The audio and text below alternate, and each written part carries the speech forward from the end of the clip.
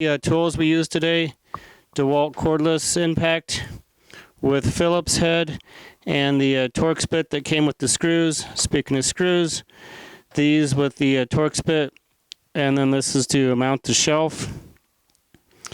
Our drill, 1/8 bit, pencils, safety glasses, driver bits that I already mentioned, blue tape, gloves, stud finder only for demonstration purposes, level, and then I just use that to cleaner.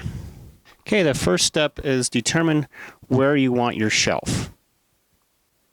In this case, I'm going to put up a utility shelf for more storage in my laundry room.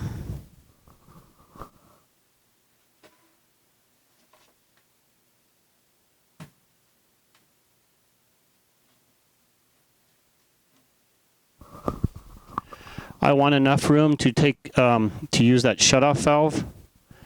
I want enough room to service my water softener system, and I want plenty of room to give to my fire extinguisher in case of emergency.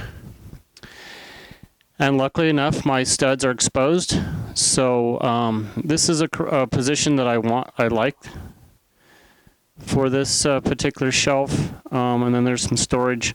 I don't want to get too close to this top box, because this top box is the hot air.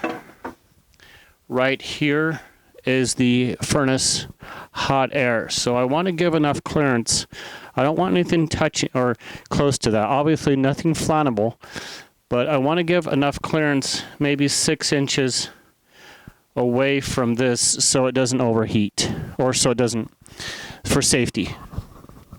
Okay, next step, I put blue tape, and I've got my pencil. I put blue tape on here to mark the mounting holes for my brackets.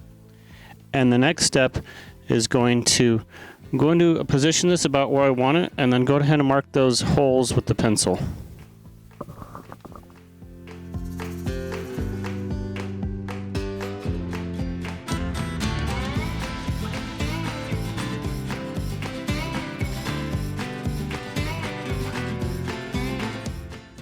Okay, next step, I'm going to drill a 1/8 inch pilot hole, and it's just easier so the wood doesn't crack. And I do want to make a note, because these are exposed, I can easily see them. Normally, if you're not working in a utility room, normally you're going to have drywall behind here, so you'll use a stud finder. This demonstration, obviously we know where this is, we can see it, but here's a stud finder, and basically this would be covered with drywall on a normal room, a finished room. This is an unfinished basement, so I'm just going to demonstrate a little bit how the stud finder works. And there's a ton of stud finders out there that you can use. And I have this on deep scan. And this stud finder is actually very helpful if there's any electrical wires, any live AC wires. These are not electrical wires; these are coax.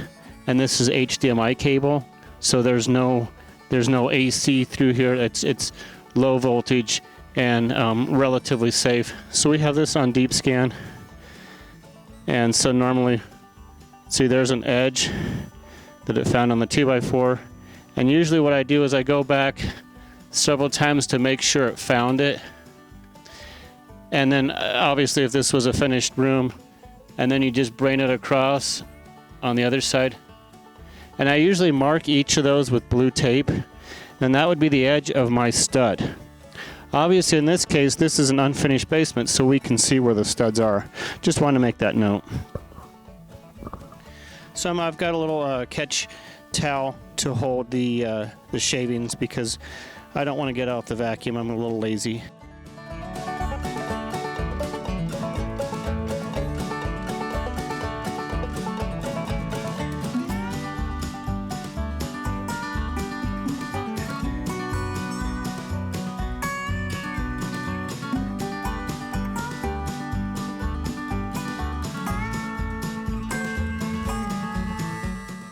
Okay, I went ahead and removed the blue tape, and I started these by hand just to hold my bracket and just to make sure my holes line up.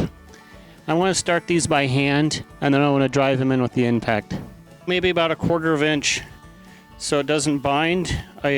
So it moves freely, because I don't want to smash one in and then this is all bent or messed up. So I want to make sure it moves freely, and then I will kind of tighten in this one, this one, this one in a torque sequence so it gets mounted evenly.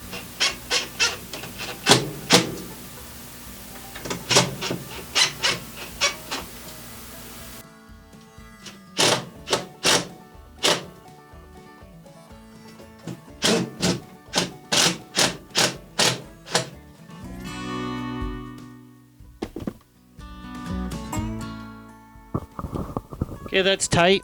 That is tight.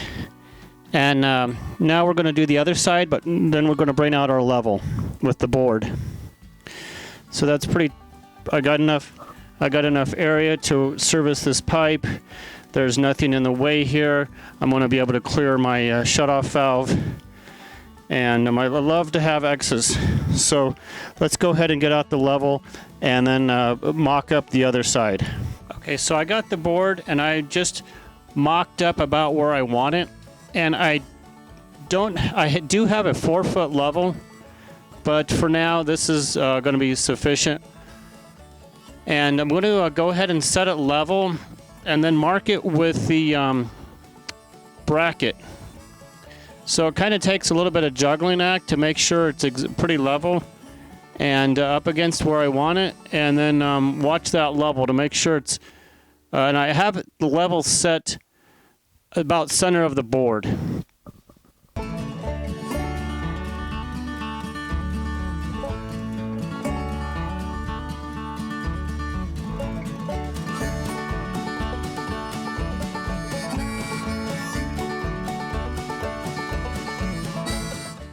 Check it several times.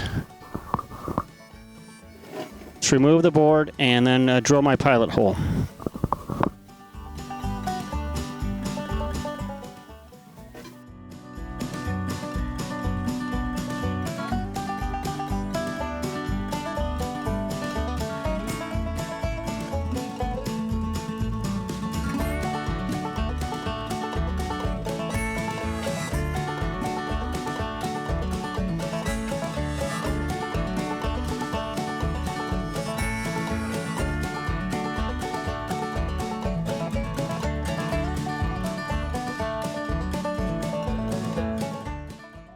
Okay, now we remove the blue tape and then go ahead and want to hand screw in the mount, and then of course drive it home with the impact.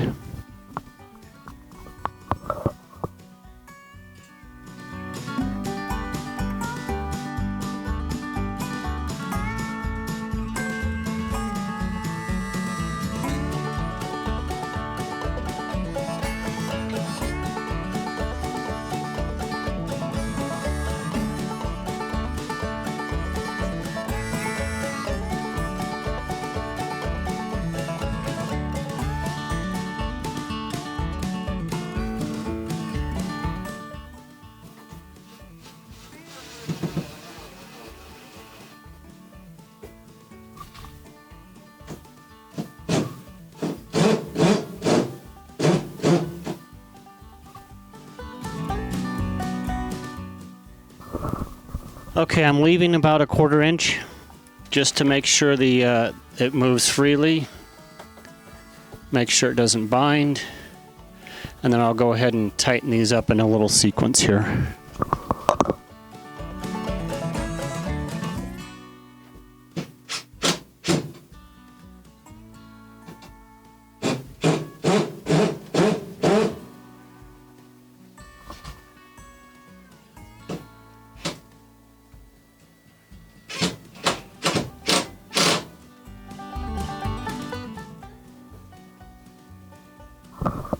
Okay, pretty pleased with that. It's stable. This one, I think I rounded it, so it's going to be kind of a little challenge to take out, but I don't plan to take it out anytime soon. It either rounded, so next time I'll have to get a little bit bigger bit and kind of put a little force on there. But let's check to make sure we're level again. Okay, so we're looking level there, and it's about the center of the bracket, and it's nice and level. Sometimes the screw holes, when I drill those, the screws kind of slip in the holes, so maybe up to 1/8 to 1/16. So I just like to double check to make sure it's level.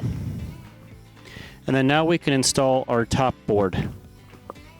Okay, we've got the board installed, and then I'm making sure it's level again.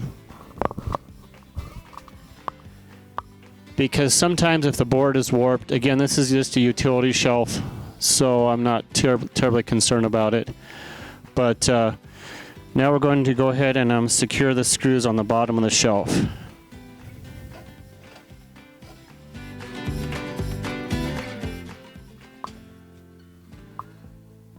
So yeah, that's looking level here.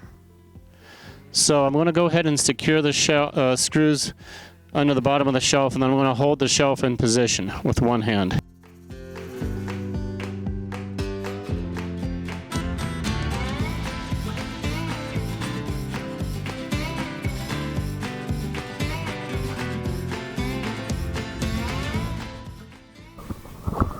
And then of course do the other side.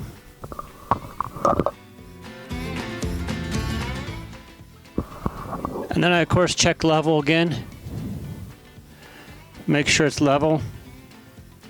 And there's our utility shelf.